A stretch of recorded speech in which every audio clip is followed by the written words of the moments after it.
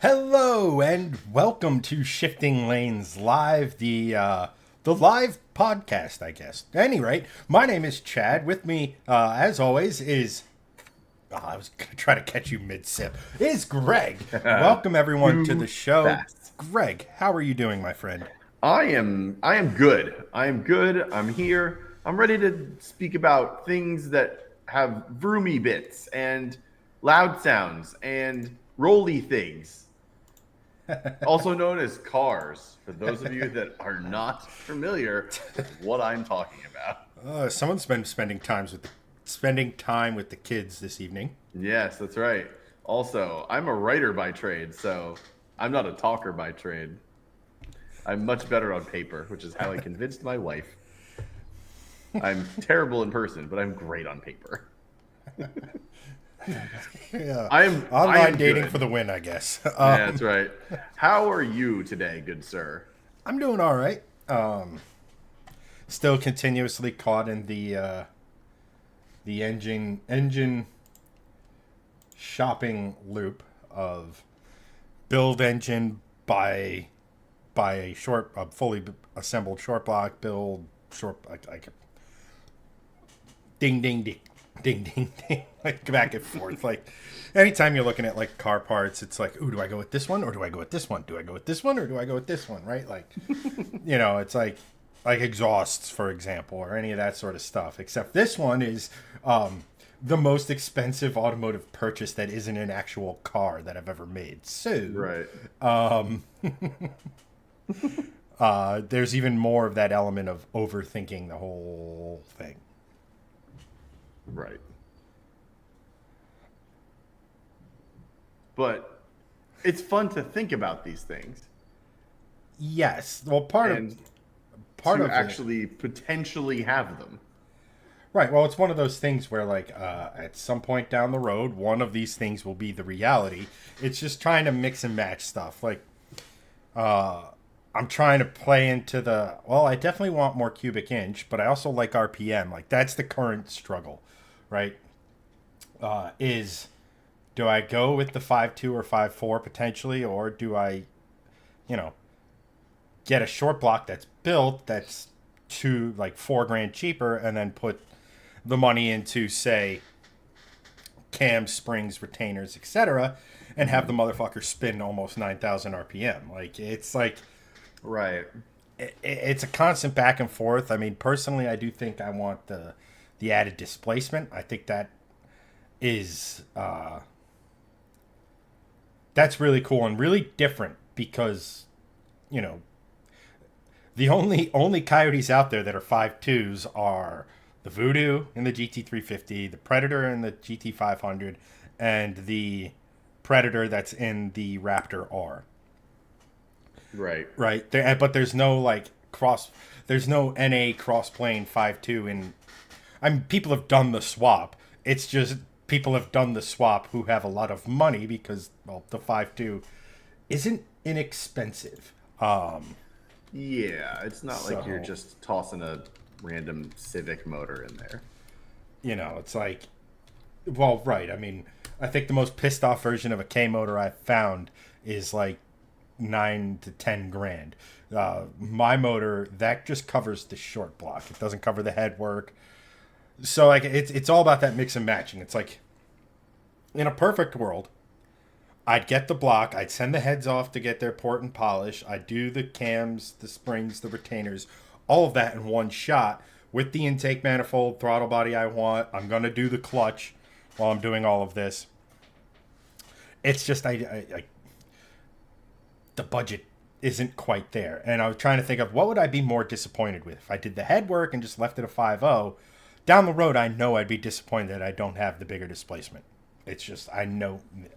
So if I can get that now and then down the road take the heads off and do all the work to them, well, it's to me that's the route I should go. But it's like anything. It'll change tomorrow when it's like, oh, I didn't know these guys made this short block, and oh, on pump gas you can spin it to 8,800 RPM. Like squirrel. Yeah. Yeah, it's not exactly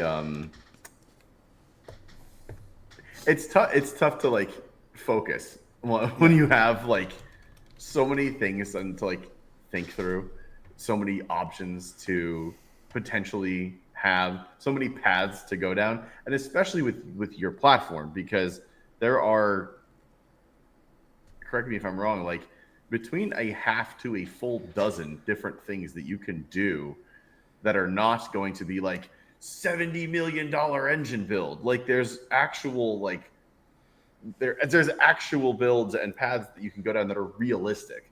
And it's not just like it's not like the V70R that I had. It's not like here's your path. Oh, by the way, it splits a little bit. You might be able to sleeve your block. It's not like that. It's just like, well, here's a multitude of different engine options. Here's a multitude of different things you can do to that engine, and it's a realm that I've never really like played in because I've never had a car that's been just like, ooh, yes, you can do all of the things. Maybe the WRX is probably the closest, but the Mustang is just like it's such a wild place. It's not so many things you can do. It's not a all the things type of a thing, right? It's like there is a roadmap. If I was smart and reasonable and had half a brain, the smart and reasonable thing to do would have been to take all of the boost parts off of the old car and slap it onto the new car. That's where the Coyotes love it. That's where they make the most power. As anyone will tell you, when you're chasing naturally aspirated horsepower, it gets really, really expensive for not that, obviously we had a bunch of supporting mods, but we slapped the supercharger on the Mustang and made more like 300 more horsepower to the wheels. Right. Almost. So like there isn't that mod. It's like, okay, if I go with this engine, with this engine, that'll get me 50 to 60 horsepower. These cams will get me 50. These springs will give me a little more RPM, and if I have the right supporting stuff, that'll get me, another 10 to 25 to 30. Like there's all these little increments to max it out. Where like with the old car, it was boost, right, and it was simple. It's a kind of tried and true. Yes. Methodology, and it's like, okay, here's the most expensive option, here's the budget option, here's the down and dirty option. With NA, there isn't those because you're not getting a down and dirty cam. They just don't make them. You're not getting, if you want to spin it up and get pretty good RPM, you're not going. There's only a couple different springs and retainer stuff out there. If you want to get head work done, you have to go see one of 3 different people or whatever, right? Like, right. So it's like, it just goes, there's just these things like where it's all, and again, it's like headwork, $2,000, cams, $2,000, springs and retainers, $2,000, intake manifold. If I want to get it ported is $1,800. Throttle body is $700, right? Yeah. Like we're at the point of, up. Like, yes, I have some supporting stuff. Like, I don't have to worry about long tube headers. I don't have to worry about a fuel system. I don't have to worry about a lot of these different things. But it's just like, injectors. Like, I just send my injectors off to Injector Dynamics. They're going to rebench them, flow match them, all that other sort of stuff, and send it back. And that's actually not all that expensive. Like, it's just one of those things where, again, we tell people this all the time. If you have a car that comes from factory NA, the most cost-effective way to horsepower that gets people's attention is boost, whatever the car you're driving. Obviously the plan for this originally was to just do a bunch of head work, but then the piston rings had other ideas. So now that, as anybody who's watched this will know, as anybody who watches this knows with me, it's like I'm an engine nerd. I love engines. That to me is the coolest part of any car. Is the engines. You could have a trick transmission, you could have a trick all-wheel drive, you could have all this, but the engine to me is the most important bit. So now I get the chance to play around with actually building an engine. Well, not necessarily building, but actually in one corner is the actual building the engine, right? Like Predator blocks, the strongest blocks from factory from Ford are shockingly cheap. Like $2,300 to $2,400, but that's just a bare block. But still, that's way cheaper than I thought it would be. Right? Like, I mean, when we're talking 3,000 horsepower capable Predators, they're sleeved, but for just right. But again, that's not where we're going. I mean, no. yet. Ask in 5 years if circumstances changes, we might be going down that route. But at any rate, Right. you know, I looked at that. I go, ooh, and then I go over to BC Rate or to Brian Crower, and I go, oh, there's a stroker kit for $5,100. So that's like $7,400 for most of the parts. But then you got to start thinking about like oil pans, thrust bearings, like all this other little stuff. Now all of a sudden it's back up to that 10 grand, if not more, short block that over here Ford will sell me the Illuminator 52XS for 10,500, right? And that has everything apart from heads bolted to it. Yeah. Like it has the oil pan, it has a fucking oil filter attached, like like all these little things. Everything you need. So it's like in a perfect world, if I had a little bit more, because again, I still got to do an intake manifold, throttle body, and I'm absolutely doing the clutch just to make sure like that's all done and don't have to worry about it. Like the engine's out. The clutch I had in it was wasn't on its last legs, but it wasn't brand spanking new either, right? And we know that with my old car, with a stock clutch, it just, I mean, granted that had drag passes on it, which is notoriously brutal on clutches. But that thing, there wasn't like, oh, your clutch is wearing out, there's more slip. There was, hey, your clutch is working. Hey, now it's a pile of dust. So, Right. precautionary. So it's like all these different things. Like, if I had $2,400 just lying, or $24,000, I could do everything I want. But I have to sort of now plan it in such a way to where it's like, okay, I definitely want this. What am I willing to sacrifice for a project later down the road if I go this route? And then that's kind of where we're at. And, hopefully by the new year, we've got this all sorted. I still have to sit down with Jeff and talk to him about everything. Like we've already talked about the 52XS, how that should be just drop in. That shouldn't be an issue. Anything with a Predator block won't be a problem because all the mounting stuff is pretty much the same. So, like, that's good. But, like, we actually have to sit down and go, all right, here's my batshit crazy idea. And he's going to have to sit and he's going to do what he normally does and goes, that's insane. Do this instead. So, Yeah. The voice of reason. The voice of reason and the been there, done that, know what will work, what won't work. And if you're in, at the end of the day, 550 wheel is my goal on pump gas. Yeah. That'll put me well over 600 crank. Everything else is like wood likes. Like we're probably going to be in an 8,000 RPM range anyway, especially if I go with a built bottom end. All that stuff will kind of fall into play, but it's, again, been there, done that, has the receipts, knows. Right. At any rate, Sean, sorry you're fighting a migraine. Those suck. But I hope you feel better, man. Yeah, I feel better, boost, dude. sure, but adding 3,000 RPM to the rev range really raises everybody's eyebrows. Yes, but in a Coyote, it's only 1,500 RPM. Yes. And at the absolute least, and this is where we'll kind of end it and leave it, is at the end of the day, the motor I end up with, as long as again, when the headwork does eventually get done, we're gonna have a car that's easily capable of 8,000 RPM on the street on pump gas, probably pushing 83 to 8,500. And at the end of the day, that's still more RPM than the Voodoo makes. And this whole thing is to prove the Voodoo wasn't necessary. Sean, sorry. He goes 11,000 RPM Coyote or bust. They've only gotten them to 10,200 so far. Only. Yeah. Only us. What amateurs. Terrible. Um, Horrible engineering. And that's with comp stage 2 cams, which would be the cams I'd be putting in mine, Although those were blower cams, not NA cams, but pretty much.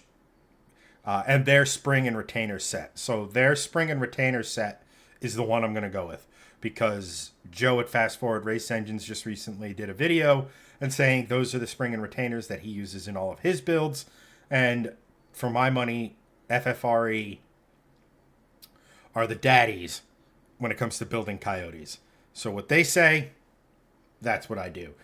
I'm not obviously going to go for the one that says, this is our 10,000. I mean, it probably wouldn't be a bad idea, but like, I don't know what that does to the street. Again, I have to talk to somebody who knows this stuff a little more than I do.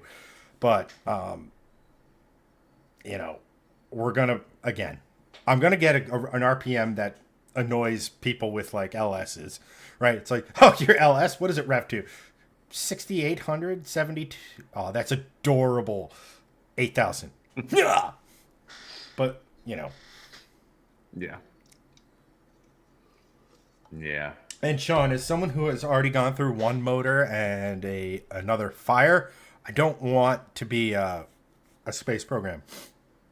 I want my car to work, make the power I want, and not have to worry about it.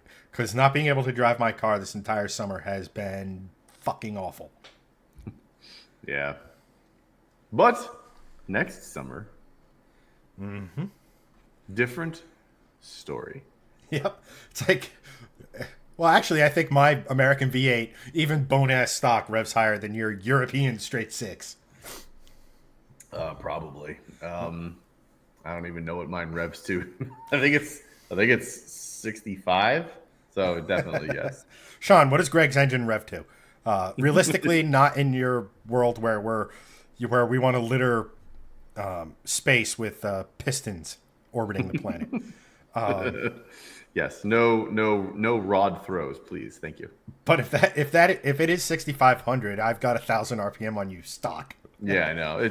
It's not a very revvy engine, because I mean, look, it's European and it's a turbo car, so it's not going to be very rev happy.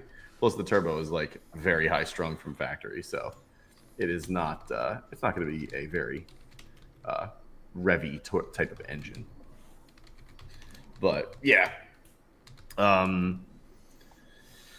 yeah, you have me on the revs for sure by a bunch. Yeah. So, Steve goes, Chad's Mustang is going to take flight after it's done. Hopefully not. Hopefully that fucker stays right there on the ground and everything works as it should. I've got tires. I've got suspension. Like I said, once we get the engine sorted and I do... once the engine's in, whatever route I go, the next thing for that car is either the headwork or I'm going to do a GT350 big brake upgrade, which will more than likely require new wheels. Yeah. So, not that the brakes on it are bad. Greg can attest to just how good those fuckers are, even with 700 wheel horsepower. But I want at the very least the 350 brakes in the back. And this is vanity more than anything else, but I want those bigger brakes on the back at least to fill the wheel well out a little bit more, make it look a little more serious. Why, Steve? Why? Why am I putting wings on my car? I just want to drive the fucker. I don't want to. I don't want to be orbital right and having shifting lanes airlines. I'm not Cletus. I don't have the airline. I don't. Yeah. I don't want to take. I don't. I'm not Cletus. I don't want to get a pilot's license. I don't want a helicopter's license. Although I do live close enough to an airfield where that wouldn't necessarily be the worst thing. But I also can't afford a fucking plane. So, why is? Oh, it's a channel. I was like, why is Flow Racing DMing me right now? But it's not a DM. It's their community channel. Well, okay. All right, so last thing we'll talk, and then we'll go to Greg, to our first newsy topic of the day. Sean goes, the SI6 Volvo motor is a stroker inline 6 that has very small bores for its size, so it's undersquare. To make the block shorter than the old 5-cylinder now, since the timing accessory on the back of the motor, it keeps that. But how? Okay, so let me just punch that all into my computer. And our first news story of the day is.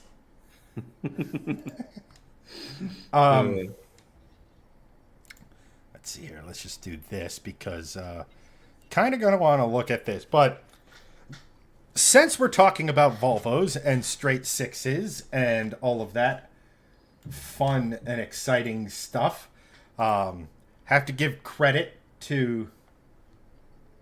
Oh, good. The Reds tied the game. Fuck you, Cincinnati. I'm watching the Mets game in the background in case anyone was wondering why. Why the sudden and unprompted hatred for the city of Cincinnati.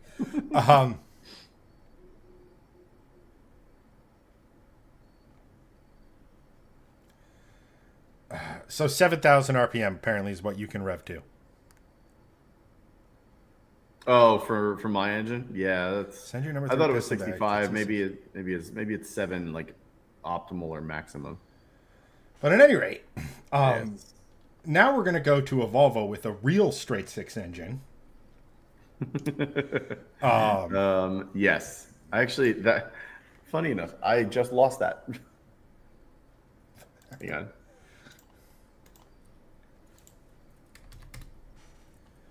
We'll get there. We'll get there. Hold on. There we go. Found it. Bloody hell. I have things like actually done for this, and then they just go away. Don't know where they go. But yes, let's talk Volvos. Yes. With a real straight six. Though mine does have a straight six. It's a real straight six. It's not. This is also straight six. Rear wheel drive. Yeah.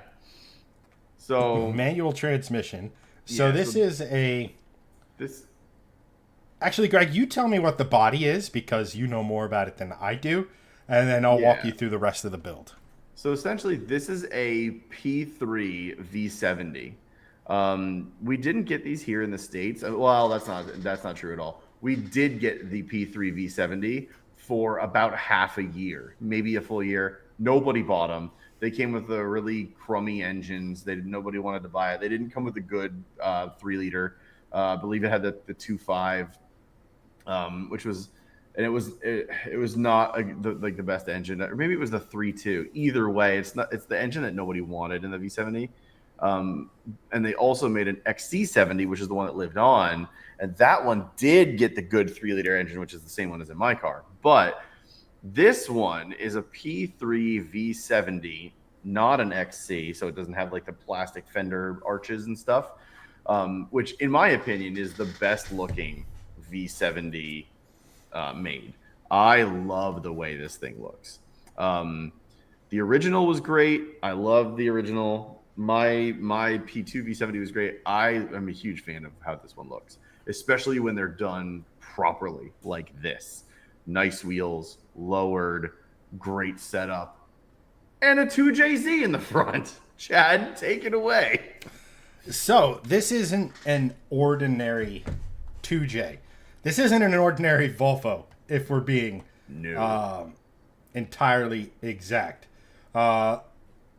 This was built by a man of Tobe Johansson or Toby Johansson, depending on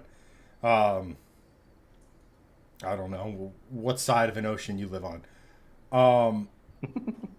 This is not a stand like this isn't someone sort of figuring out how to make a 2J fit. This was this is a 2-frame chassis car with a Volvo body, which I think is incredibly cool because when he built this thing, he could have literally put any body he wanted it. Anything. P3 Volvo V70 on it, which is awesome. Yeah. And then, I mean, just looking at this picture here, it makes me wonder how easy it is to service, I don't know, the spark plugs on the back there. Looks a little on the tricky side. But this the article states that this engine makes 1,300 horsepower, which means it's not a stock 2J. Stock 2Js start to run out of, we'll just say, reliability at about 700. They can make 1,000 horsepower on stock internals. They just don't do it for very long. Right. Or as long as someone, if this was like a street car, would want it to be. So it's tube frame chassis. It also utilizes a ton of stuff from the E60 BMW M5, such as the axles, limited slip diff, the steering rack, and brakes are all off the M5. Good car to be pulling parts from. Not to mention, the coilover kit is originally developed for an M5 by a company by the name of D2. So in all honesty, this thing could have very easily been an E60 M5. Yeah. You know, but I just, the annoying thing is about like the drive is, here we go. Here's the picture. So 2JZ rear wheel drive, little on the nose with the license plate, but you know, just, I mean, you could tell a lot by a car just by looking underneath it. And I mean, this is so ridiculously clean. It's not even funny. Yeah, it is one of, if not the cleanest Volvo build I've ever seen. You know, But to your point, it's a tube frame with a Volvo body on it. right. But I mean, So everything looks like it's supposed to be there. That's the biggest thing. that's the biggest thing. Maybe not underneath because it looks slightly different than you'd get from like your typical Volvo. However, Right. Well, you can it see a doesn't lot of the look chassis and the framing, horrifically out of place. you know, on this picture, especially if you follow the exhaust, Yeah. which is an oval 3-inch. I don't know, something about having an ovular exhaust pipe. I enjoy when it's done correctly. It's cool, yeah, because it's so like out there. Like, and it doesn't have to be ovular. It's just like different ones, like the ISF, like how they had like the stacked, 2 on each side. Or it was, I don't like that top I don't like that. vertical. I don't like vertical stacked pipes. I like, side by side. Yes. But underneath as a way of saving space. But like, yeah, hey, we are going to. We're not giving up flow for the sake of ground clearance. Right. I want to say this article mentioned at some point the interior. I'm looking for it too. For the outside, these massive wheels are generally how low it sits to the ground. Otherwise, it's just the clean silhouette of a Volvo from the middle of the last decade. The interior, too, is factory fresh. Apart from the exposed metal floor that has been painted red to match the body, Johansson kept what always tends to work about Volvo wagons from any era, their design. It's time fixing, replacing, and tuning everything else to perform to perfection. Bravo. I mean, look, this thing took 10 years to build. Yeah. The guy's obviously, knows what he's doing. The cricket in Greg's garage agrees. Yeah, oh my God, that thing is so loud. It just started. I'm like, come on. Steve, you sent the link, and you didn't send any of the... that's all the pictures they have. I guess this... Yeah, it's not a ton of pictures, but thank you, Steve, by the way, for sending this along, because this is a great thing, and I'm going to be making a video on this tomorrow. Actually, it deserves its own video, honestly. Like, and not just from a Volvo standpoint, but just from a build standpoint. The thing is freaking insane. All right, let's see if there's anything interior-wise on this. Nothing. Yeah, so I mean, there's a lot more. So like you could tell. Let's see here.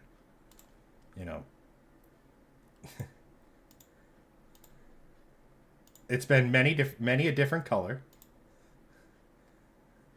on the dyno.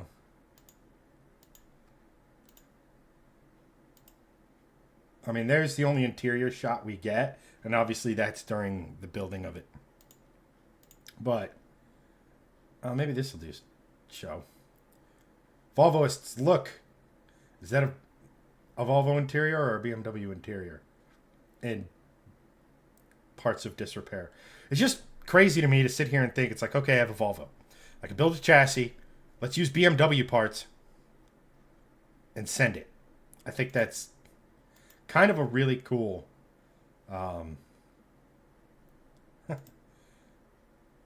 Obviously, guy won trophies. Maybe this will have a more finished look. So that looks Volvo to me. With aftermarket ECU. Yeah, I think it's Volvo. I think it's all Volvo. It looks like, I mean, it's got the waterfall dash. I was just gonna say it's got the waterfall to it. Like I think this is Volvo for sure. I don't think that this is. I mean, there may be a BMW part here or there, but he kept it Volvo. Like the dash is all Volvo. Everything like that's Volvo.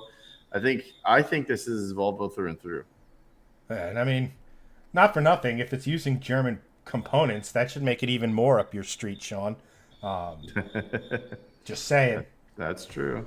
I like the fact that he didn't, fall into the trap of potentially maybe making this thing look like a space ball because hot take, most overrated thing about Volvos. Yeah, I said it. That's fine. It's a very acquired taste. It's not exactly something that needs to happen. I'm going to close my garage because that's really fucking annoying. So I'll be right back.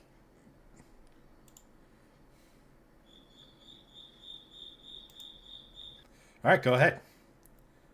Now watch Greg as he goes to close his garage door. Let's go to security cam B to see where he's actually walking. Sean says, and I quote, "I am not a fan of German car stuff." Oh, really?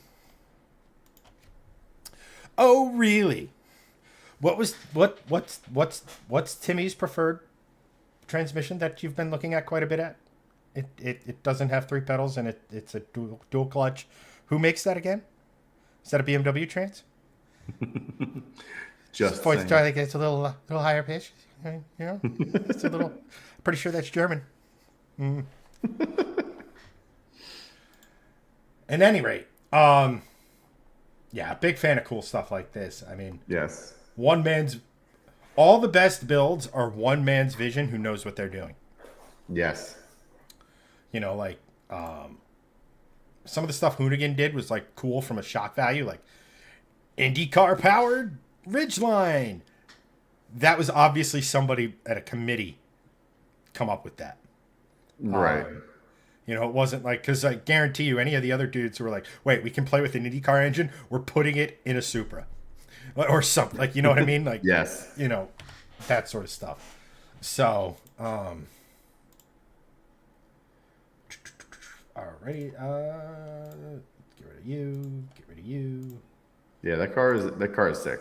I'm excited to make that video tomorrow. Alrighty. Next up, we're going to talk about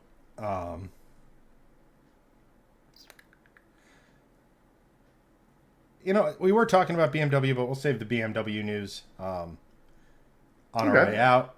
Let's talk about another fan favorite Swedish manufacturer of cars. Ooh, Saab? No. Now we're going to talk about none other than Koenigsegg. And anytime Christian von Koenigsegg speaks, you do well to listen. Yeah. So, as the headline says, Koenigsegg founder and CEO ponders building a simpler, more obtainable sports car. So does that mean a high-volume sports car, a affordable Koenigsegg, that none of us can afford? Spiker isn't Swedish. It's I think it's Dutch, right? I think it's either Dutch or whatever people from Denmark call themselves, which might also be Denmarkians. But as you're well aware, and as the article states, Koenigsegg does not make affordable by any stretch of the imagination. They compete with themselves and a couple others. They do not compete with Lamborghini. They do not compete with Ferrari or any of that. They are a step above when it comes to the performance and execution of their cars from an engineering standpoint, from, again, just a flat out performance standpoint. And in a recent interview with CarBuzz, Christian von Koenigsegg said, "We've been dabbling with the idea of maybe going up in volume, making a simpler, more obtainable sports car," which for Koenigsegg could mean literally anything. It could be a 911 fighter. We all know Christian von Koenigsegg's a big fan of the Miata. Don't think he's going to go down that route. I think that might be a little too simple for Koenigsegg. But like, think something at worst isn't the right thing, but like, you know, something in the same vein as a Lamborghini. I'm just going to say Huracan because I can't remember the exact pronunciation of the new one. Or even going after like a Revolto or that sort of stuff where, yes, still stupidly expensive, but also a higher volume of car. And yeah. And like the article says, it's a very not Koenigsegg thing. Koenigsegg's thing is to engineer absolutely every last piece of every car they make to absolute perfection or as close as they can get to it at that current time. You know, from the bodywork to the engine to the fucking wheel lug nuts. You know, everything. Your thoughts, Greg? I know you've been looking for a new car. Are you holding out for the high volume Koenigsegg? Yeah, because that's in my budget. It's hard for me to wrap my head around, I'll be honest, because there isn't a Koenigsegg that's under $1 million. So, I mean, it's multiple millions for basically all of them. So I'm over here and I'm like, okay, budget friendly Koenigsegg, $500,000, which still puts it in the realm of like between, if you're talking like Ferrari, it's still between like the SF90 replacement that's coming out. What's it going to be called? Like the 859 Testarossa.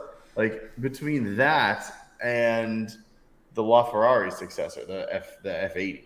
So like I'll believe it when I see it, I guess is the best way to kind of say it, because I don't believe it's going to happen. I don't think Koenigsegg has the manufacturing capabilities, quite frankly. They're in an airstrip hangar. Like, it's not like they have a factory that like at their disposal to churn out higher volume. They would need to very much expand, and they would need to hire completely different teams. They would need to really have started the design process like 4 years ago. And the whole process of expanding a couple of years ago. Like, I don't think this is necessarily something that's going to happen tomorrow. But I very much welcome it, because I would love to see something. I think the Lambo you were talking about was the Temerario, the new one. Yes. I would love to see a Koenigsegg be in that realm. And it's still not attainable for mere mortals, but your kids don't need to go to college. Live one a little. But it's not just Lambo and Ferrari and, you know, Corvette comes in and beats them all for like a fifth of the price, and like, oh, now there's a Koenigsegg in the mix. And while it's, you know, while it's very expensive, it's very cool to have another one in that realm, right? Not only that, but Koenigsegg is known not just for like making crazy expensive cars, but it's known for its technological advancement and prowess now, with the 3-cylinder engine, with all this other stuff that it's doing. And personally, I would love to see what the hell they would come up with in that classic car. Like, would they make a V6 with 2 of those 3-cylinders? It's a V3. Like plot twist, it's just the Koenigsegg engineering and level of like commitment, but it's literally a Miata fighter with the terrible friendly giant or whatever the fuck it's called, the 3-cylinder making 600 horse. That'd be insane. Yeah, it's just Christian swapping his own Miata with that engine. Yeah, it's just a Koenigsegg swap kit for an NA Miata. But like I would love to see what they come up with in that class because again, I'll believe it when I see it, but I would be very much lying if I said that I didn't want to see that. I mean, any new Koenigsegg is. Here's the thing with companies like Koenigsegg, like Pagani, is they're so low volume that they come out with a new car and it's like, I know that's all new. I know it's been engineered to the nth degree, but it kind of looks like the old car, and I can't, the Agera, the Regera, I don't know, Bam Margera, whatever they're calling their cars, right? Like, You're right, though. They all look very similar. they all look very, very similar. stuff. And I'm not saying that's a bad thing, right? Because obviously the Koenigsegg model is working, and they make amazing cars. Like, who else looks at the hypercar space or the supercar space and goes, you know what, those cars don't need a transmission? I'm sorry, what? Right. Which is why I would be excited because like the way he thinks and the way they bring technology to light is it's awesome. Sean goes, I accidentally tagged you in one of my comments. They're going to investigate your channel now. Fun fact, they already know who we are. That is accurate. Years ago, when we went to the New York International Auto Show and had the pleasure of meeting Christian von Koenigsegg, I'm not kidding you, when we were significantly smaller, didn't have a YouTube page at all, we were just a website, and we did a 24-minute long interview on Facebook Live, back before going live on Facebook was like a big thing. We did an interview with him. Koenigsegg shared it, and it was the biggest thing that has ever happened to us ever. At that I guess time, technically still is when you look at who it was in the video and who it was sharing our video. But we've had videos go a little more bonkers than that. But I just remember driving home from the New York Auto Show and go, guys, what the fuck is happening? Look what's going on. Like, this is insane. Like, Yeah, it was really cool. So There was like 400 or 500 people watching at one point. We're like, this is insane. I wish we could make money off of this. I know. Still probably our most successful live stream ever. Probably, yeah. But like, as the article says, like, the article does go on to say it's just Koenigsegg would go, it's just that's such a big jump from where we are. High volume is a different animal than hand built low volume. I think we need to take it very much step by step, not to stumble. We'll see, maybe one day. So it kind of is like, hey, we've been thinking about this. And then after we thought about this, we don't know if we can do it. But I will say this. Christian von Koenigsegg has been making a lot of pretty dang interesting noises around his company and where it could go and all of this sort of stuff. I remember, this might be a month or two ago, he had said, might not be a crazy idea to see a Koenigsegg hypercar. Obviously, Koenigsegg makes streetable hypercars. I'm not talking about those. I'm talking about go to Le Mans and race in the hypercar class at Le Mans. Which, to be 100% honest, it really annoys me. And I thought the hypercar class was going to go this route. And I think only Aston Martin actually did go this route. But I was really hoping that it became a class for cars like, the Valkyrie, or, hey, the F80 was going to get a race car derivation. Because all these super insane hypercars, what would happen if we put them at the track and they raced at the same time? Kind of like the old GT1 regulations, where it was, hey, you just need to make 2 of them. Go have fun. And that, to me, that's like golden era sports car stuff. But again, a lot of things, I'm guessing Christian von Koenigsegg is very much like us. And in a lot of ways, he has just as unhinged ideas as we do. It's just he's in a position where he could actually act on them. So he has these ideas of going racing, of making a car that's, more mass produced, more obtainable for everyone, and all of that. So, like you said, they're going to have to figure out production. And it's Koenigsegg, so it's not like they're going to go to like Lambo or McLaren and be like, okay, start making our car now. We'll use your engine or something. Like, they're not going to do that. They're going to go and... Yeah, no. They're going to make their own stuff for sure. They're going to, so theoretically speaking, in a few years, there could be some job openings at Koenigsegg. Just saying, guys. Yes, marketing, my prowess. And then we got Tony again over on YouTube. He goes, talking about like all the hypercars racing against each other. How cool would that be? I'd be so much more interested in that than like F1 or anything. That's why I personally love sports car racing. Is the connection to the road car. F1, there's zero connection to road cars. The hypercars and the LMDH cars that race at Le Mans and IMSA are closer, but they're purpose-built. They're a carbon tub. They're a purpose-built race car. But on the flip side, you also have insane manufacturer involvement now, which is great. We're waiting on Ford, McLaren. The new Genesis sounds insane. It's arguably the best-sounding twin-turbo V8 I've heard in a very long time. Here's hoping they actually use that in, I don't know, a production car. But, that's what I love about it. And there is still provisions in the rule set for teams to come in under the hypercar rule set, not LMDH. There's two rule sets. LMDH, that's for your purpose-built cars that share a tub with the LMP2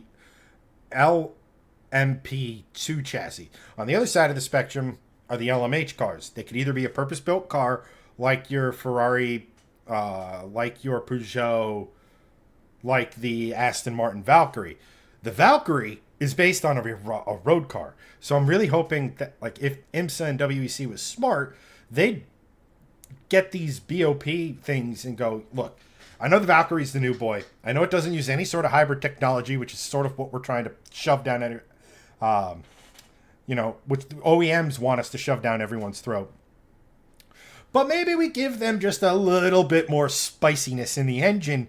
Because, again, Porsche isn't going to do it because they have the 963, but let's just say, hypothetically, Koenigsegg sees the Valkyrie. It's like, you can be competitive in a couple years. The plot moistens. Right. So...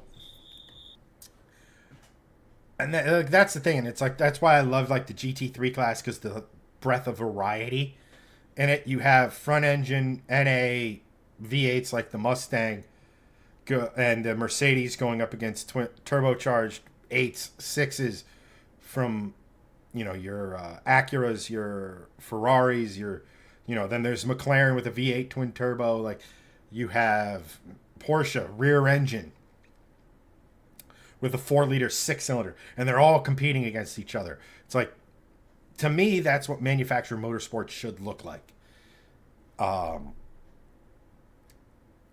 Yeah, and then Tony continues, he goes, put the giants of the industry up against each other with road legal cars. I would say road legal cars as the base. We've gone down this path before, well, number one, let me put it this way: if you took a variation of the Aston Martin Valkyrie that was the street legal version and sent it down Mulsanne, that thing would be cracking 230, 240 miles an hour. Totally awesome. There's a whole reason why they put chicanes in on Mulsanne. But I agree. Like, if we could see imagine back when we were talking about the Holy Trinity, right? Like the P1, the LaFerrari, the 918. Imagine if they had race spec versions of those cars at the top class at Le Mans. Imagine how insane that would have been. problem with doing that is cost. Right. That's the It biggest is thing. far cheaper to do a clean sheet carbon tub design on a purpose-built race car than it is to take a car that has to meet Europe's, America's, Asia's, all of their public road crash testing laws. As opposed to just, okay, we need a carbon tub. It needs to sit one person. It needs to survive because IMSA and WEC and FIA do have crash testing that you absolutely have to pass before you do anything else for the carbon tub, etc. It's just cheaper to build something. As weird as it sounds, as weird as it to say, hey, we have this car. It's of this level of safety. We're 60% of the way there. But to take it the extra 40% ends up costing. The golden era of motorsports was the late 80s, early 90s, creeping into the 2000s, when you had a merging of, because the stuff on the track was the most powerful, fastest stuff on the planet. And then towards the 90s, the 2000s and stuff, you ended up having a merger where they were almost equally as powerful. And then road cars started getting way more powerful. It would Greg, log in through your cell phone as you go hunt. Why'd you turn yourself off? Because I'm going to be skulking around my garage and it's going to look weird. I'll be right back. I'm going to go full screen Greg, so you better not turn that off. Now we don't know if he's back or not, or if I'm having technical issues. Good job, Greg. Let's go. Let's see here. Sean goes like, so homologation part 5. Sean, up until... not for nothing, cars are still homologated today. Like I've said before, the reason the Mustang GTD exists is purely for homologation of the rear suspension and the rear-mounted transmission and all that stuff. If they could have put that into, say, a Dark Horse GT3 car, and IMSA and the FIA would have allowed it, the GTD would have never existed. They needed to meet a certain production level. So, insert the GTD. Which, it's really cool to say that that's a Mustang. But is it? I don't know. I have mixed thoughts on the GTD. Tony over on YouTube goes, the 918 ZR1X GTD, Ferrari, McLaren, Koenigsegg, Lambo. I suppose the cars being different would probably result in someone walking away with the race. Well, that's why everything in all, like, we'll just limit this to sports car racing, so it just keeps it simpler, so I don't have to keep repeating myself. Balance of performance is already done in all of, whether it be GT3, whether it be LMP2, it exists, but it's only become one chassis manufacturer, the Oricas. So it really doesn't matter. Everybody has the same chassis, the same engine. There you go. All the way up to your LMDH and hypercar, which share the hypercar class, the top class. It's all spec'd out. But of all the cars you've mentioned, Tony, obviously the 918. 918. Oh yeah. But like, Porsche has the 911. Corvette has the Z06. There's the Mustang GT3. Ferrari has a GT3. McLaren, Koenigsegg, Lambo has a GT3. Like, look, I think if these manufacturers are going to continue that, we'll just say, manhood measuring contest that they got going on, and making cars way too powerful to be driven by average folks. I mean, just think about it. All you have to do is have money and good standing with one of these OEMs. You can go out and get something with over 1,000 horsepower. There's no, hey, I have a United States Class 2 license that allows me to drive cars of a certain power level, any schmuck with a driver's license and the money can go into a Chevy dealership and get the ZR1X. Can go and get a McLaren, a Lambo. Like, all you need is money and a license, and they can go out and drive it. Like, the fact that we don't hear more about these things being involved in pretty gnarly accidents is somewhat shocking to me, especially when you consider the average driver on the road can't handle like 200 horsepower. But to your point again, I think it'd be so cool to see it. Like, what you are actually describing, Tony, is the 90s era GT1 class of racing, where that's where you got the Porsche 911 GT1, which was a twin-turbo mid-engine 911, lengthened wheelbase. That's where you got the Mercedes CLK GTR. That's what the McLaren F1 and F1 Longtail GTR. That's the class in which they raced under. That also gave us such things as the Nissan R, I want to say 390, which, hey, I got it right. Where you got things like the Nissan, that. And here's another fun fact. Ferrari actually was building, or had built, a 700 horsepower naturally aspirated version of the F50 to race in GT1. And then killed the program because they weren't going to be competitive. Like, that is mind-blowing to me. To have and it wasn't like the car was half finished. There was a fully functioning, tested, 2 running versions of this car. And Ferrari's like, yep, we're not going to be able. I think at the time, the Mercedes was the dominant thing, and they looked at it and they go, yeah, there's not much we can do with that. So, boys, let's give all this money to Michael Schumacher and the F1 team and go win over there, because it was going to be easier to win in F1 than compete in GT1. And eventually, which is wild, right? Like, all of those cars. I mean, and that's because they had really relaxed homologation rules. I think the rule at the time was you only had to produce 2 road-going variants. 2.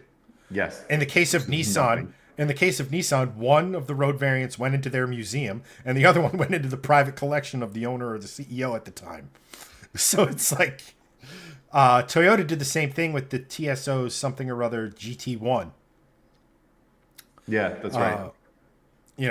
And it started to get ridiculous because they, again, back in the day, and to Tony's points about, like, where he goes, I think racing would have been so exciting back in the day when there were so few rules and everyone was engineering the best car they could to win races.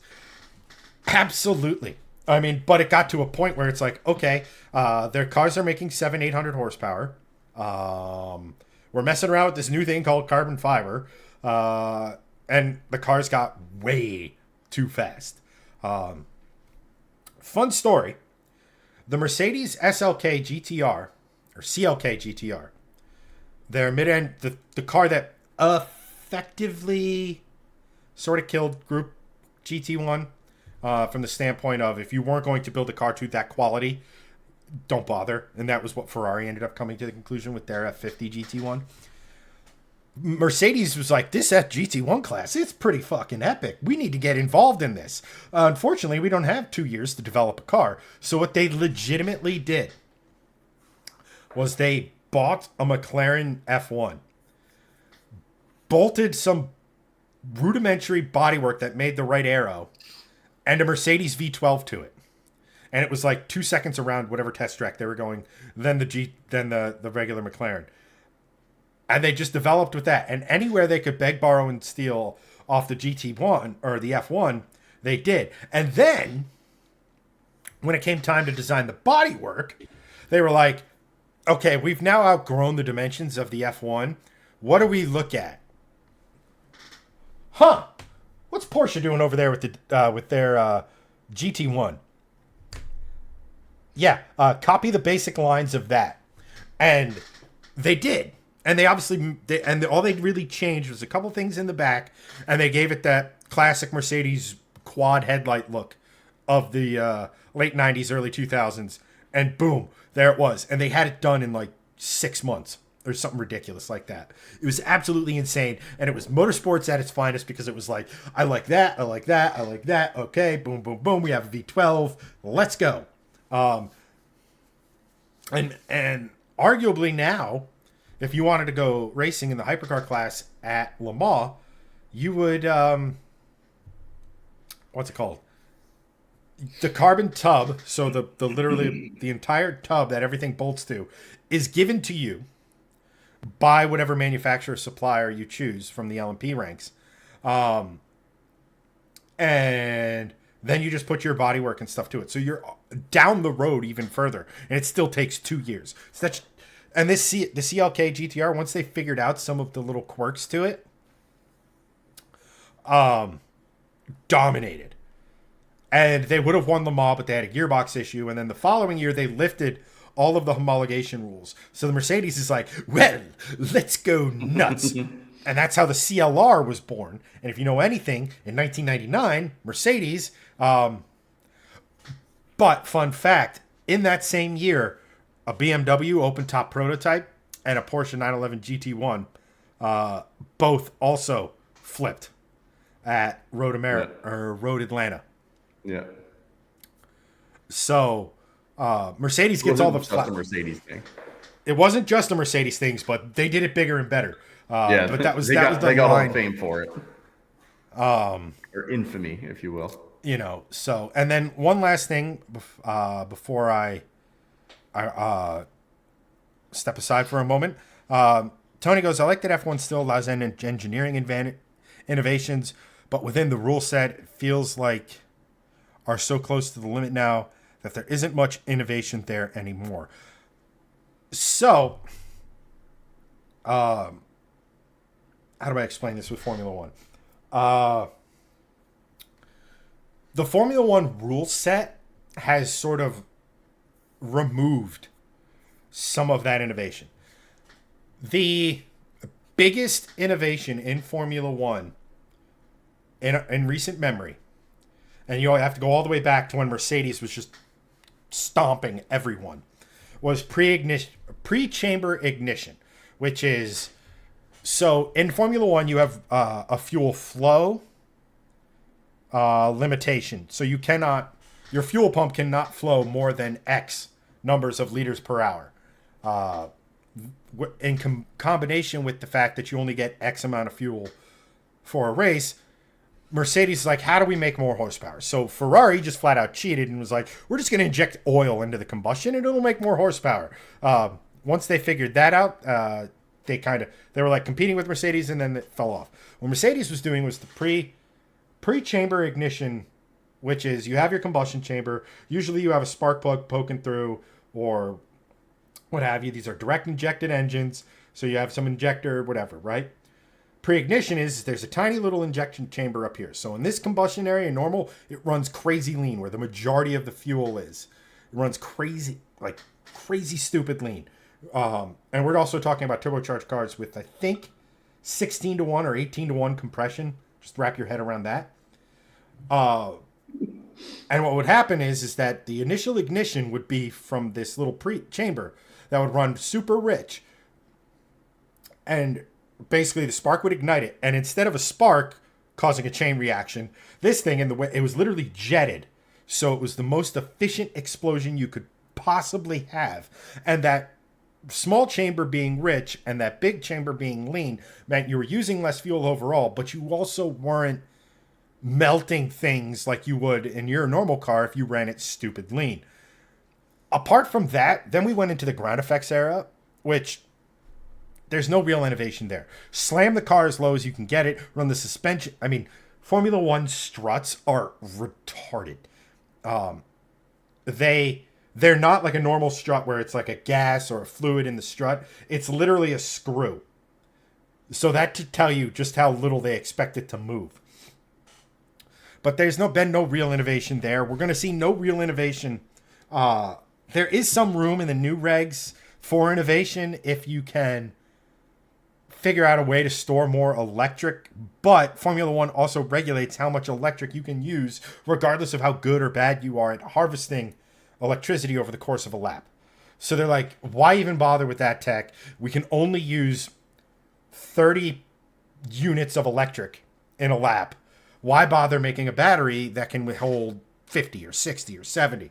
Which is, I think, a massive oversight in any of these series that have hybrid race cars. Because if we're trying to push electric tech and hybrid tech, why aren't we pushing it in the highest forms of motorsport? Why aren't we saying, okay, use as much of it as you want. If you can develop a better one than your rivals, that gives you a competitive advantage. Just like if you can build an engine that makes more horsepower, you have a competitive advantage. But that's all. And this is all done in the name of cost saving. Now, it's still ruinously expensive. Now, I'll give you a rough idea. To run a LMDH car for a full season in IMSA is like 10 or 12 million dollars a year. To run an LMDH car, which is, again, clean sheet, no partnerships, stuff like the Ferrari, the Peugeot, the Aston Martin, you have a budget of 25 million. To run a Formula One team for an entire season, they had to limit it to $125 million. So we're still talking a ridiculous amount of money. Like quadruple to 5 to 6x.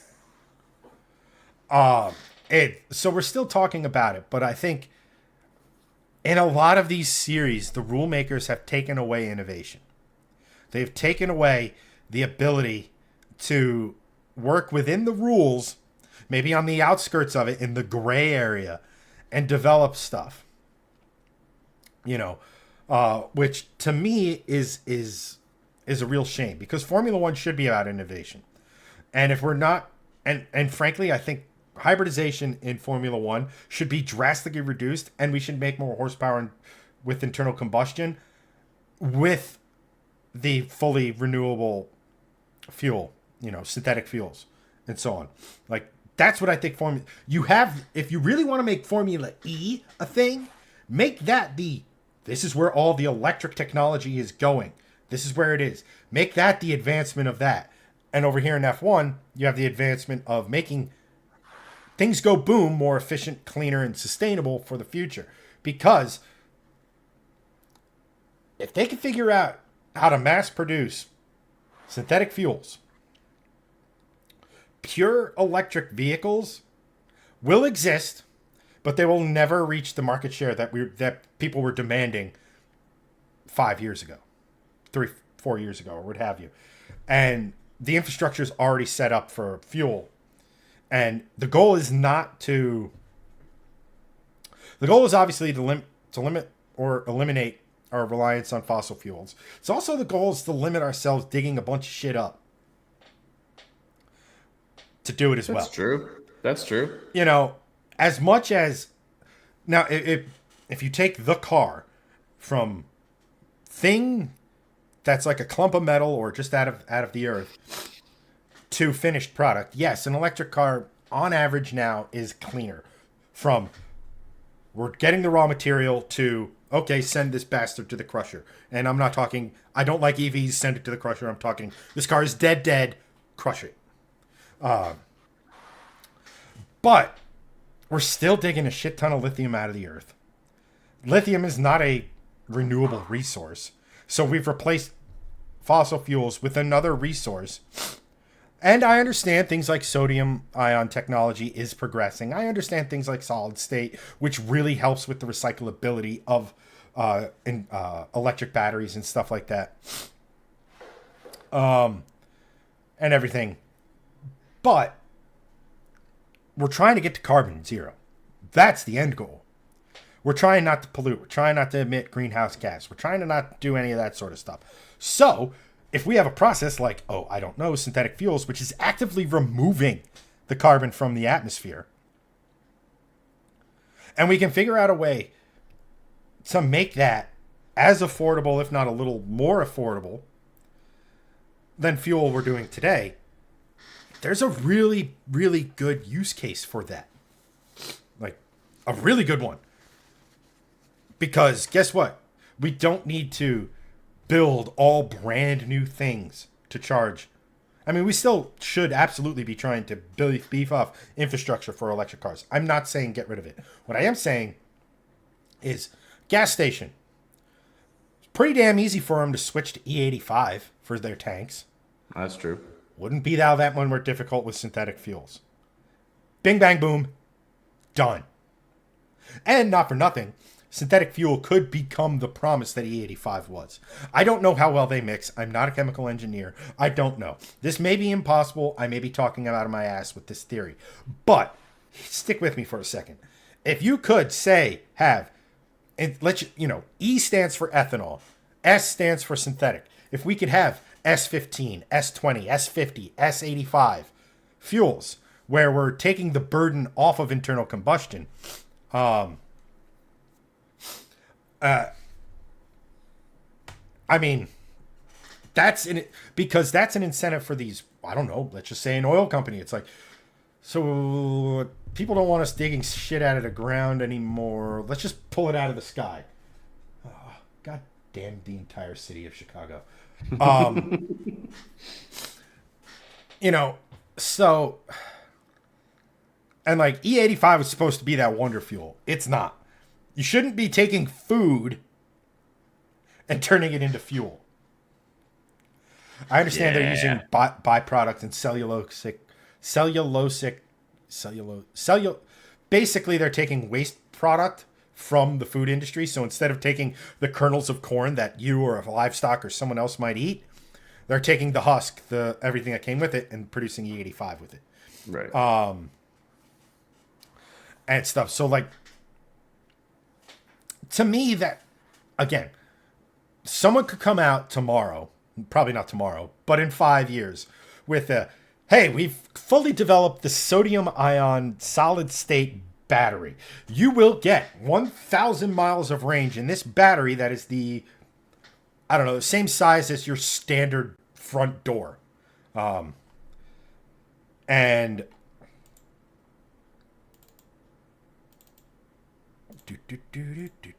Greg's turning himself off again. No, I did nothing. I just sat here and the whole screen went black, and I'm like, okay, we're just gonna wait.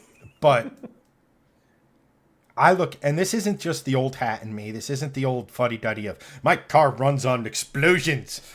Should always run on explosions. EVs are the devil. They have no soul.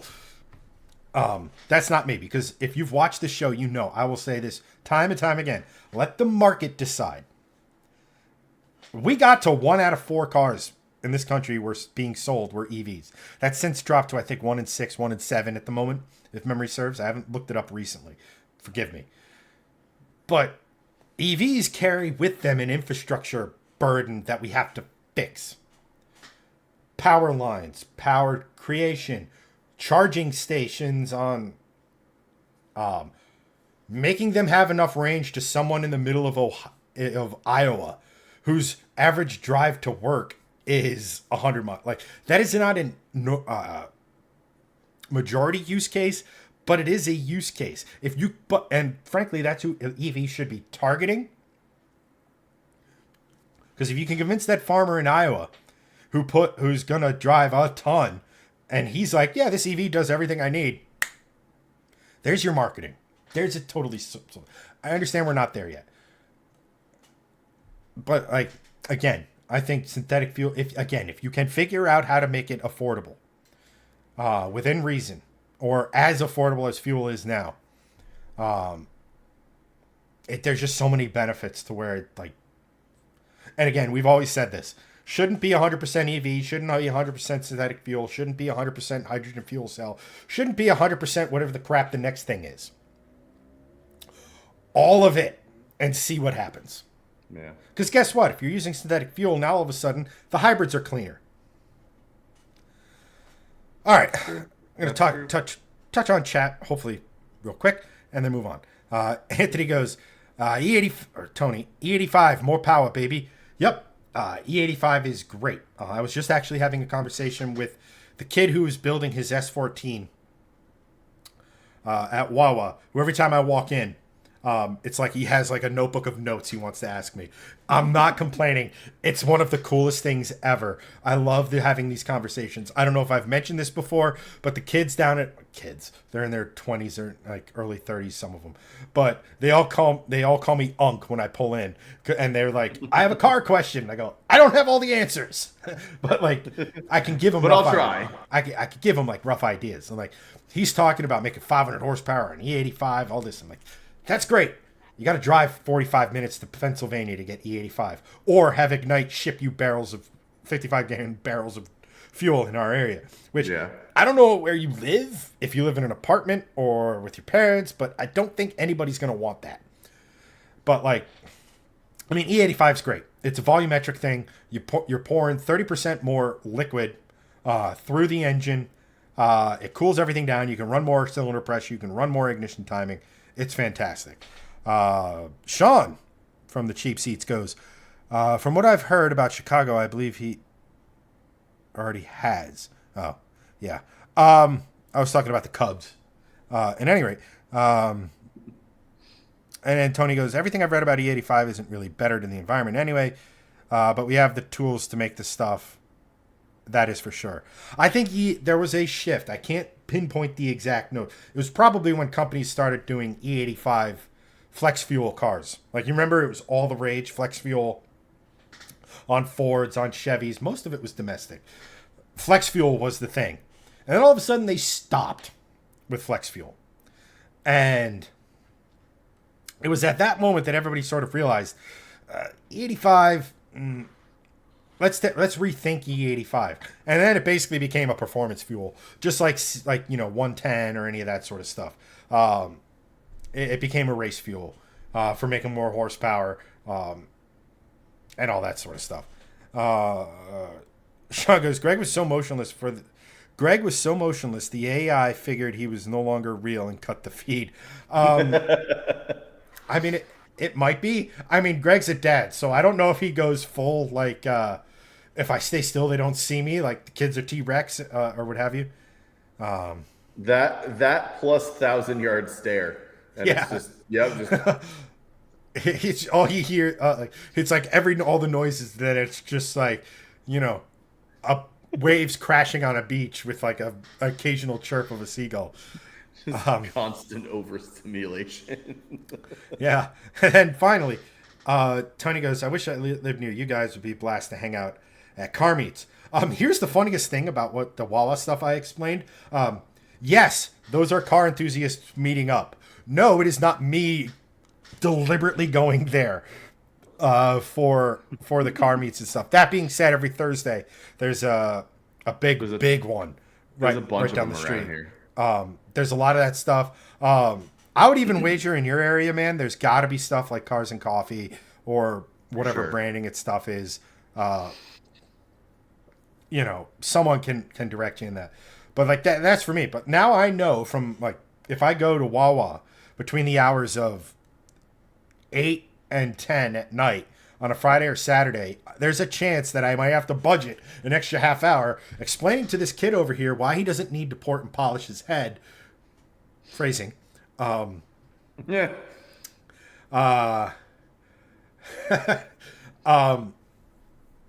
Especially on a car that he wants to run on a fuel that isn't readily available. It's like, and the funniest thing is I hear my father's voice. I hear my dad saying, you don't need that much horsepower. You can have just as much. Shut up, Dad. I'm putting 700 horsepower in the Mustang. Which was one of the more fun things. We got a chance to talk about all the parts and stuff before he passed. But at any rate, I hear myself saying, dude, you've never driven anything with more than 250 horsepower. You're telling me you're going to do a big boost 4-cylinder making 500 horsepower with a metric ton of lag? You want to sit here and tell me that's a recipe for you to be car shopping in 6 months? Yeah, bad call. Very bad call. And I was trying to explain. I was like, my brother, like, he's also going down the path of the KA24, which can make power, but you kind of gotta build them and everything. And it was like, okay, you know what? This is your first build. Learn as much from as you can from it, so the next time you can take that into it. And then and he goes, "Fine, I'll just come to your house." I have absolutely no problem hanging out and talking cars. It's easier to get to the Wawa than my house, and we'll just meet there. No, I'm kidding. But my brother, I'll say this. I mean, just from the cars you've owned in the last 6 months, it would be fucking awesome to meet up, talk cars, have that all that sort of stuff. Hell yeah. 100%, like absolutely. It's a shame. Well, shame is the wrong word. Shame in the fact that it's literally the entire country that we would have to traverse to go to each other's side of things. But Sorry, just meet in the middle. Just meet in yeah, Nebraska. let's go see Elliot. Happy birthday, Elliot, if you're watching. And happy birthday to my boy Lou.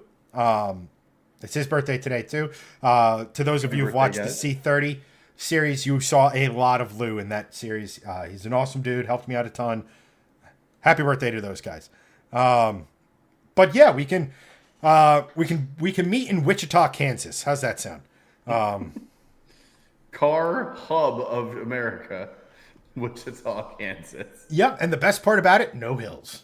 There you go. But I am going to take a quick break.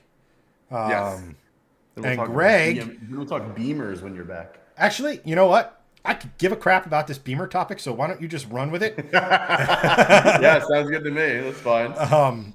And I'll chime in from chat and or when I get back. So, Yeah, ladies and gentlemen, that works. ladies and gentlemen. Oh shit! I need a distraction. What is it? Ladies and gentlemen, Mr. Conway Twitty. Smoke bomb. So the topic that Chad does not care about is basically BMW, and they've announced that like they've sort of gone against the grain for what. Excuse me, I'm already yawning. It's been a long day.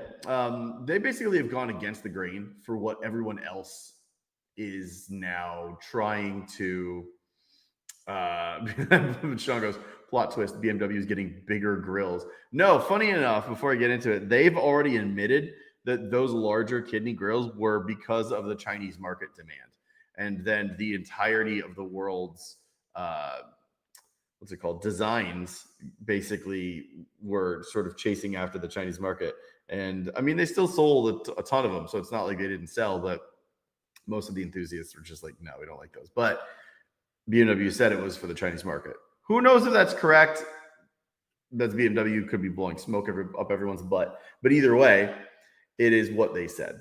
Now, this new article, you remember a couple of years ago, it's been more than a couple of years ago, it's been like 5 or 6 years ago, Ford basically said, no, we're not making cars anymore.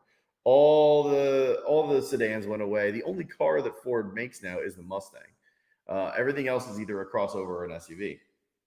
But basically, that is where a lot of car companies have gone. And they're just like, we're not going to make sedans anymore. We're not going to make cars. They're not profitable. We're just going to get rid of them. Basically, the BMW said no, that sedans are now, or not now, but sedans are part of the core of their brand. And that they're going to have it for as long as humanly possible.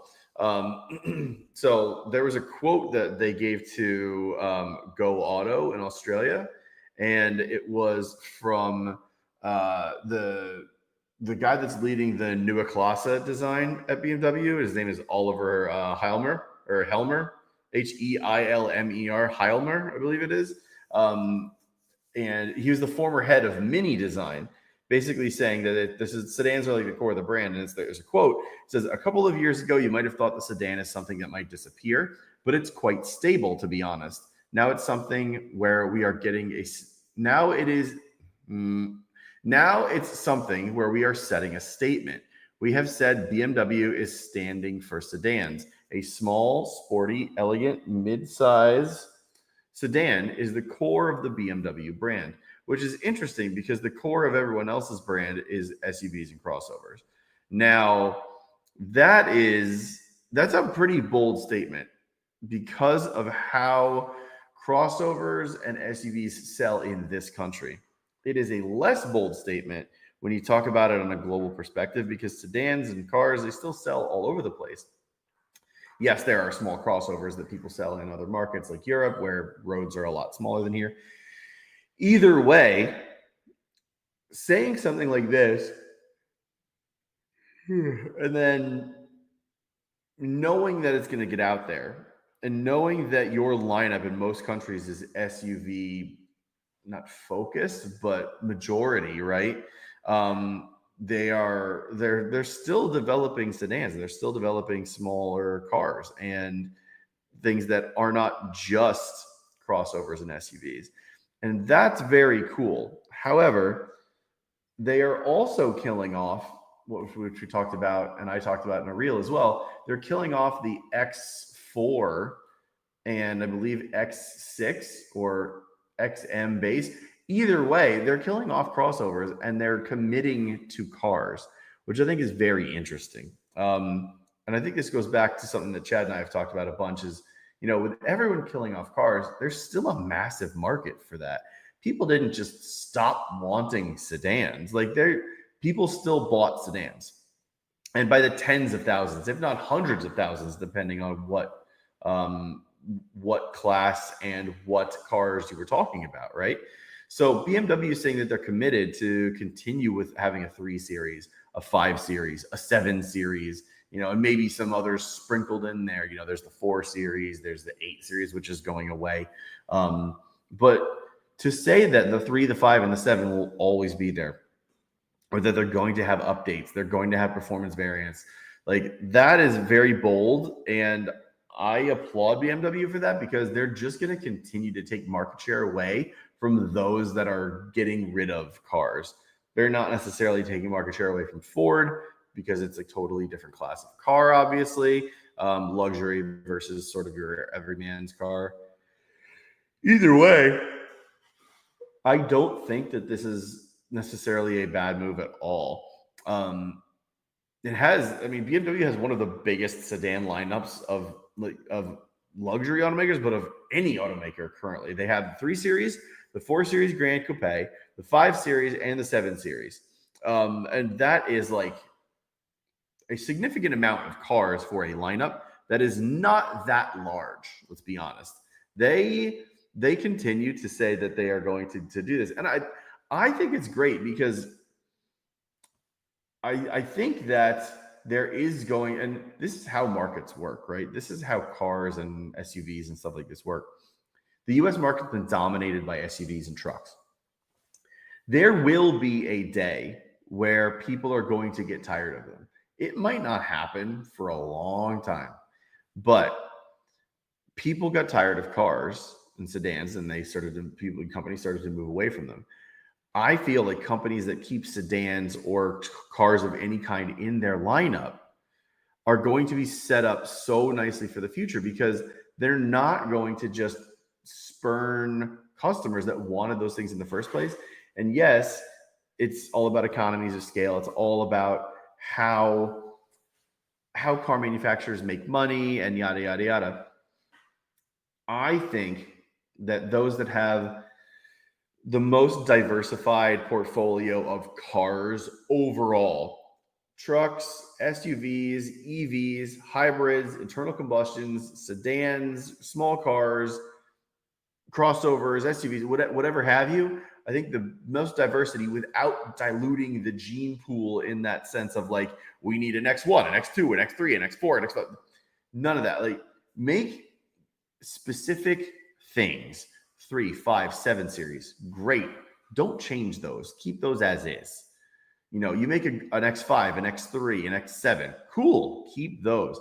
Keep fine-tuning them. Keep evolving them.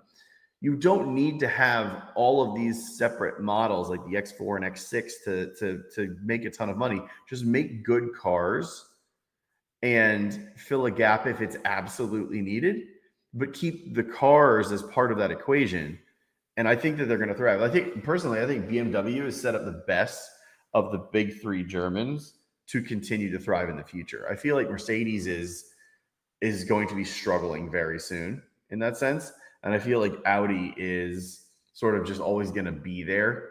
But BMW for the future, for the next 10 to 20 years, I feel like is set up the best. And I think the sedans and the cars are a part of that equation. You're muted. Sorry. Anyway, here's the bottom line from like me, and that is, with these luxury manufacturers, like you said, it's so ridiculously diluted. I honestly, like, I don't understand the whole Grand Coupe concept. Don't get me wrong. The 6 Series Grand Coupe was one of the most good-looking things BMW made in this century. Do agree with that. Yes. You know, but just make that the sedan. Make that the 5 Series. Correct.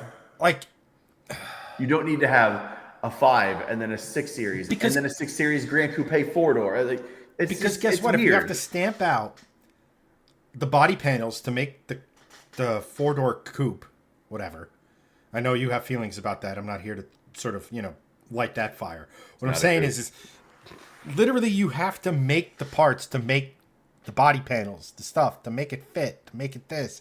Who knows? Maybe that body that you like that looks so good, you also have to, oh, shoot, we have to reroute this wire. So, like, all these little things, it makes the cars more expensive than they need to be. And if you're just continuing down that line with all of your crossovers, all of this, look, who's the hottest luxury manufacturer on the planet right now? Genesis. What do they have? 5 cars, maybe? Yeah, I think they have. Or when I say cars, I mean cars plus crossovers. Right, like 5 overall vehicles. Like I think it's 6. I think it's because it's 3 or 2 SUVs and 3. Actually, I think it's 5. I think you're right. I think it's 5. Like it's not a lot. You go in there and go, hey, I want a sedan. And given their design language, what a sedan is roughly going to look like. Right. It's like, okay, would you like this sedan or would you like the bigger version? Like all of what we saw was like a boom with a lot of cars are way too expensive now. And I'm not saying by trimming the model lineup you're going to reduce the cost by a massive margin, but you are to a noticeable and significant degree. Yeah. So, like a BMW, they don't like. I guess you said let's use Mercedes because you said they're not as well situated as BMW. Mercedes doesn't need to make a RAV4 competitor, a Highlander competitor, this competitor, this competitor. And then, we have a special variant and version that has a completely different body, and we make that variant. See, we're not because at the end of the day, every single auto manufacturer is exactly the same. They got to put 4 wheels on it, they got to pick a powertrain, and they got to pick a body style. Yep.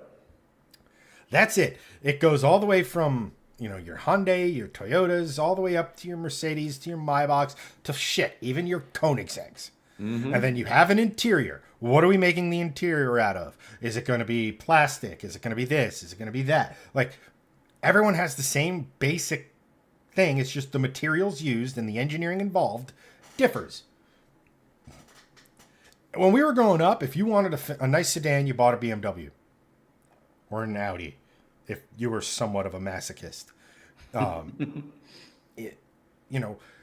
was it. You didn't need something other than the BMW badge to stand out.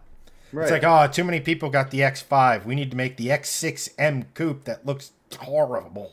Right. And I do think, and I think we touched on it a little bit last week. I do think we are staring industry-wide at sort of a culling of unnecessary models across the board, regardless of manufacturer. right? Like I agree. the whole Grand Coupe thing wasn't just a BMW thing. What was it? The Accord Sport Cross or whatever the nonsensical thing they called it. Remember the four-door Accord that had the coupe back? It's like, haha, still an Accord. Yes, correct. What measuring contest are you winning with that? None of them. It's like, oh, cool, it's got a coupe body. I mean, its magnitude's uglier. Congratulations, you're blind. Yeah, it's silly the unnecessary niches that everyone decided to fill, and I'm like, stop! You don't need to do that. Just make good cars and continue making good cars, and the end. That's kind of it. Well said. But yeah, I mean, to wrap this sort of up, I'm very glad this is happening at BMW because I think we're all getting a little tired of manufacturers just removing cars from their lineup for yet another crossover or SUV that's just going to end up selling, the almost exact same amount as the car that they're replacing, and giving everyone the illusion of safety because it's a higher seating position. You have more command over the road. You get an extra 2 inches of ground clearance. None of that is safety. That is just pandering to what everyone thinks that they want and need, and they don't. Well, and even more so, it's pandering to what everyone thinks they wants and needs because they were told by the manufacturers that this is what they should want and need. Right, exactly. It's like this never-ending loop. Look, crossovers serve a purpose. There's no denying it. There's no denying that I've talked to a lot of people who own crossovers who have said, I like sitting up a little bit higher. I like having that view of the road. Does it make them objectively a better driver? Who the hell knows? Probably not. Definitely not. But, God, my nose is running like a motherfucker. But that's like a personal preference. I've had friends who buy pickup trucks. Why? Because they like the idea of the fact that a full-size pickup truck is more than likely going to win should a collision happen. Right. Or they like the idea that on that random ass Thursday in the middle of April that they can go to the Lowe's or the Home Depot and get all of the planters, the flowers, all the mold, all the stuff, on the honey-do list and everything. That's fine. Again, I go back to it. Let the market decide. And the market has very clearly said crossovers. However, there is still a very strong market for cars. There's still a very strong market for something affordable. Yeah, that's true.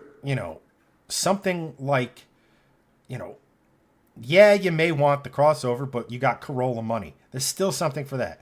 And there's still something for the people who like the idea of driving a car. And I think the companies that got rid of the car, I mean, look at Ford, for example.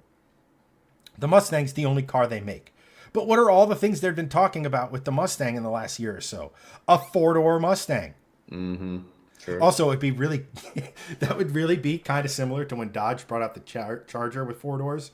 And suddenly the Charger, which was like sort of the beacon of like that rebellious spirit, think Dukes of Hazzard running from the cops, that sort of thing, becoming the cop car. But that could also mean that there's going to be a lot of police interceptors with coyotes sitting out there, making the coyote go down in price a little bit. Do it, Ford. Yes, Ford, make that a thing, please. Make it so. But yeah, we've kind of your friend the Cricket's back, by the way. I know, and I think that's a good. Find him. But yeah, look, as in everything, make something diverse as far as your product lineup. And then, but don't make it to where someone goes into your dealership and it goes, okay, this X6 is a little bit less expensive, but it comes with this. And this X5 is a little more expensive, but comes with this. Like, stop that. Have one. Yeah. I don't care what it is. Just have one. But on that note, we're going to call it for the evening. We're now going to everyone's favorite segment, based purely on science. But we're going to go to Greg's dad advice of the week. Yes. Which is very apropos for today. If you're going to do something, do it right the first time. Because There's that's a great one because with my two kids, they love doing things and they're great kids. They are literally the best. I'm very biased in this scenario, but How dare you like your own children? I know, right? what a horrible dad. No, it's like when they always want to help. They always want to put their clothes away. They always want to do oh, let me help with breakfast. But like in trying to do the thing that they want to do, they sort of make it worse. So if you instead of like they change for the morning, they put on their shirt, and they're like, oh, I don't want this one. Then they take it and they just huck it on the floor of the closet. I'm just like, just put it on a hanger, bro. Like it's super easy. To be fair, I still do that. Absolutely 100% being completely true. I've done things where it's like, all right, let me just put this t-shirt on for the day. Yep, I'm not feeling it. Goes straight into or near the hamper. It's literally spent 48 seconds on my person. Yeah. It's going straight there. Because it's easier for me to wash it and then dry it and not have to worry about it getting wrinkled. They do the same thing, man. I'm just like, oh, so that's the dad advice for the week. If you're gonna do something at all, do it right the first time and save yourself a whole bunch of time. And if you didn't do it right the first time, make sure you learn. Yes, learn. It's one thing to do something and get it wrong and then just say F it and do it. Just learn. Yes. If you can't do it right the first time, but if you can't, learn from it and be better the next time.